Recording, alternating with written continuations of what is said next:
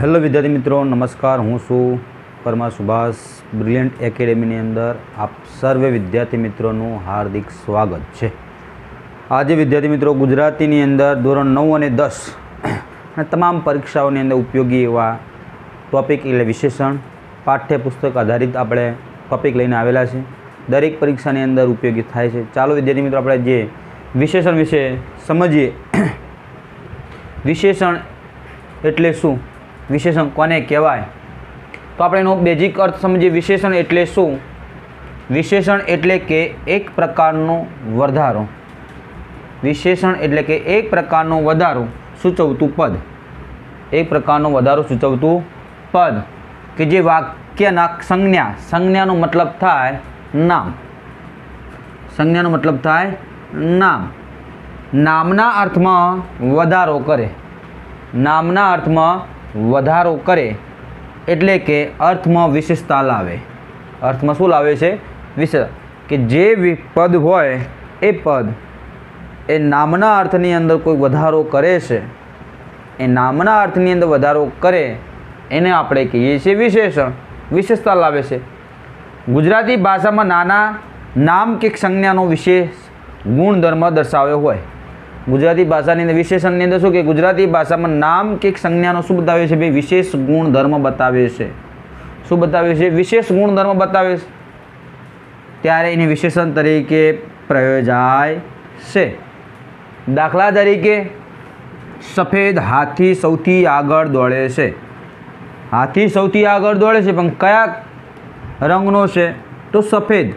તો સફેદ છે એ હાથીના વિશેષતાની અંદર વધારો કરે છે. આ રૂમમાં 25 વિદ્યાર્થીઓ છે. આ રૂમમાં 25 વિદ્યાર્થીઓ છે. ત્યાર પછી હિમાલય સુંદર પર્વત છે. હિમાલય સુંદર પર્વત છે. આ 3 વાક્યો પરથી આપણે જોઈએ કે ઉપરોક્ત વાક્યોમાં સફેદ એ હાથીને વિશેષ ગુણધર્મ બતાવે છે. જે સફેદ છે એ હાથીની અંદર શું બતાવે છે? ગુણધર્મ. કે હાથી નામ છે, સફેદ રંગ છે, તો હાથીના નામના અર્થની અંદર શું કરે છે? વધારો. હાથીના વિશેષ ગુણની અંદર શું કરે છે? વધારો કરે છે. તે જ રીતે રૂમમાં 25 વિદ્યાર્થીઓ છે, તો સંખ્યા બતાવે છે કે રૂમમાં કેટલી સંખ્યાઓ હશે, તો 25 સંખ્યા બતાવે છે. ને એ જ પ્રમાણે હિમાલય પર્વત છે. હિમાલય સુંદર પર્વત છે. હિમાલય પર્વત છે, સુંદરતા એની વિશેષતાની અંદર વધારો કરે છે, એટલે કે હિમાલય સુંદર પર્વત છે. તો અહીંયા આપણે વિશેષણની અંદર જોઈએ કે નામના અર્થમાં શું કરે છે? વિશેષણ વધારો કરે છે, એટલે આપણે વિશેષણ કહીએ નામના અર્થની અંદર વધારો કરે. વિશેષણ સંજ્ઞાના અર્થમાં, સંજ્ઞાનો અર્થ થાય નામ, નામના અર્થમાં શું કરે છે? વધારો કરવામાં પ્રયોજાય છે. વિશેષ છે એટલે શું? વિશેષણનો અર્થ થાય નામ. વિશેષણ જે નામ કે સર્વનામ, વિશેષણ જે નામ કે સર્વનામના અર્થમાં વધારો કરે તે નામ કે સર્વનામને આપણે કહીએ છીએ વિશેષ્ય. વિશેષણ કે જે નામ કે સર્વનામના અર્થમાં શું કરે છે? વધારો કરે છે, તે નામ કે સર્વનામને વિશેષ્ય તરીકે ઓળખવામાં આવે છે.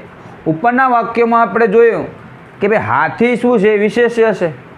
પણ સફેદ શું છે? વિશેષણ.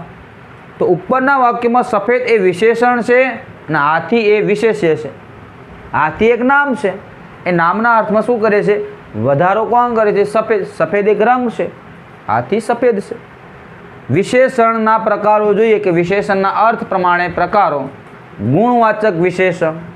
ગુણવાચક વિશેષણની અંદર એના પેટા પ્રકારો આ પ્રમાણે જોઈએ.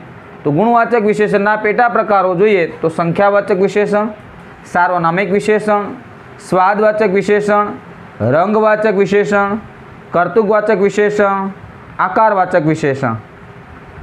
ત્યાર પછી આપણે જોઈએ આ હતા ગુણવાચક વિશેષણના પેટા પ્રકારો. ત્યાર પછી બીજા નંબરનું વિશેષણ આવે પરિમાણવાચક.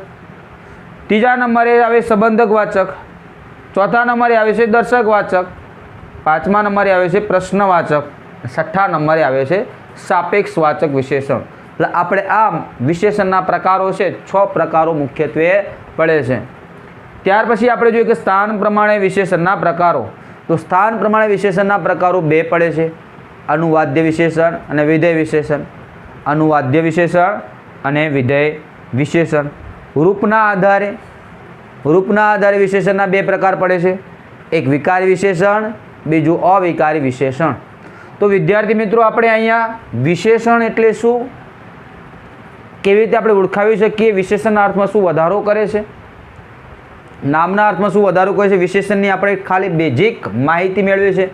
હવે આપણે એના પ્રકારો વિશે સમજવાનું છે. તો આવતા વિડીયોની અંદર આપણે પ્રકારો વિશે સમજૂતી વિસ્તૃત મેળવશું. વિદ્યાર્થી મિત્રો તમને આ વિડીયો સારો લાગે તો તમારા મિત્રો સુધી શેર કરજો, લાઇક કરજો અને સબસ્ક્રાઈબ કરવાનું ભૂલતા નહીં. જય હિન્દ, જય ભારત.